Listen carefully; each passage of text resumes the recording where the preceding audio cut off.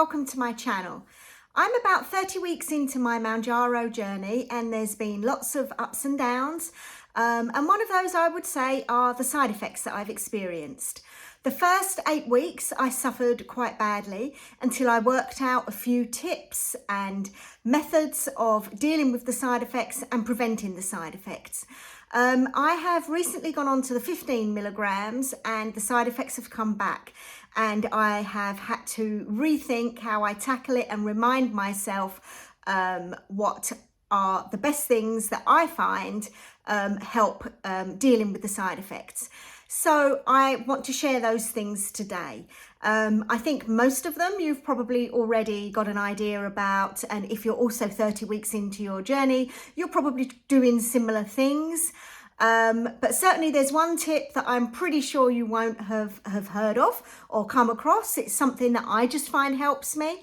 But you know, here are my top tips for dealing with side effects. My first tip is to stay hydrated. Yes, of course, we all know we should be drinking water, but sometimes that's easier said than done.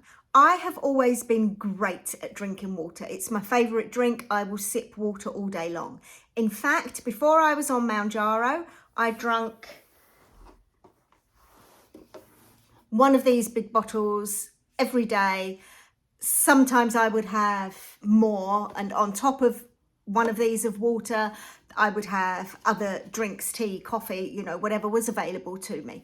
And I found that once I started on the Mounjaro that I really just could not sip water all day long. So I stopped drinking so much water. I stopped having that big bottle. I would have a glass of water, and sometimes I would only have one glass of water the whole day. And then I'd get to the evening and I would not be feeling great. I was suffering for it, and I would be suddenly really thirsty. It would catch up with me. So I have reasoned that I need to have a realistic goal for drinking the water. And while I might be a bit disappointed with myself because it's not as much as I used to drink, I can now manage a bottle this size every day. So my tip with the water, with the drinking, we all know we should be keeping ourselves hydrated, but set yourself a realistic goal. Otherwise, it's just going to be difficult to achieve. So that's my first tip. But I do also want to say that water isn't the only way to stay hydrated. I also love drinking coconut milk, you know, the ones that come kind of straight from the coconut, and bone broth, and you know, there are lots of other ways you can stay hydrated. So don't just focus on the water and the water intake. My second tip is electrolytes. Yes, I know, we know that's something that has come up. But the way I deal with supplementing my diet with electrolytes is I weigh myself every single day. And I just look to see if the scales went up or down or stayed the same. And any day that I stand on the scales first thing in the morning and the scales have gone down, I start my day off with an electrolyte drink. And it really, really makes a difference. And it makes a difference to have a measure for when to actually drink the electrolyte. And the electrolyte that I recommend is this one, Stir. It comes, I think, in this flavour, the lemon, which is my favourite, and then a fruit punch. I haven't seen if there's any other flavours.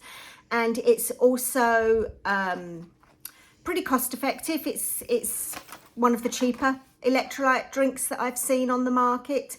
I like the taste, especially the lemon one, and I find it very helpful, as I said, if I have a drink with this in it on a day where I've woken up, weighed myself, and I've lost weight since the time I weighed myself the day before. My third tip to share is protein shakes.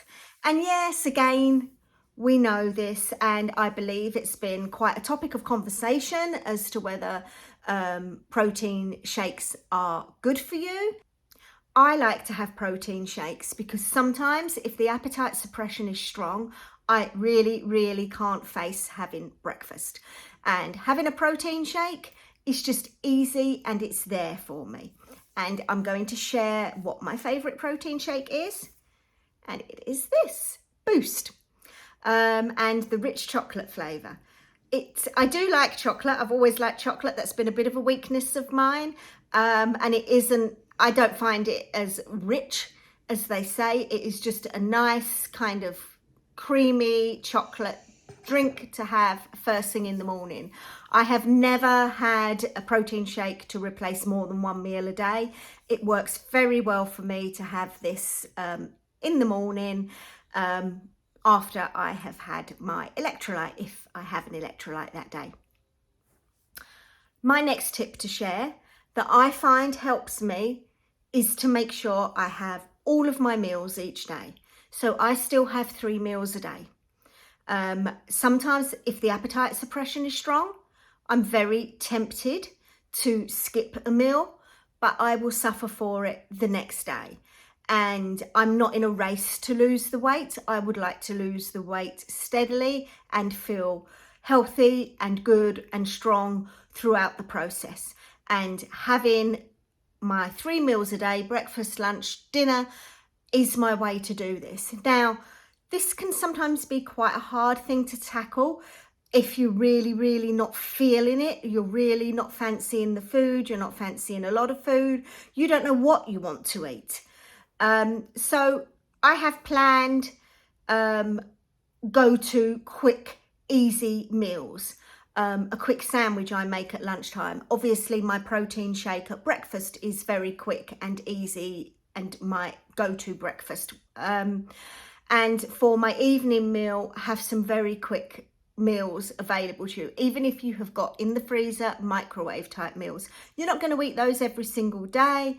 But sometimes if the appetite suppression is strong and you are kind of forcing yourself to prepare food and forcing yourself to eat, then you will benefit from eating and you will also benefit from having something really quick. So plan ahead your meals. And if you think that, you're going to find it a bit of a struggle to eat, plan very easy, quick, prepare and cook meals. So that was my 4th tip. Now, my 5th tip is the last tip I'm going to share today. And it is the tip that I don't think you will have heard of anywhere else. I certainly didn't read it as a suggestion. I kind of stumbled upon this and found that it really helps. And that is this salt scrub from Trader Joe's. I am going to show you it here. It's a lavender salt scrub. If I have had a day where I am feeling quite rough, then I will finish up my day with a bath and I will use this salt scrub and massage it into my feet and my ankles and my calves all the way up to my knees, and it really helps. It helps me to get a good night's sleep. It helps me to just feel calmer and better. It just makes me feel better. It really does help if I am suffering a bit with side effects.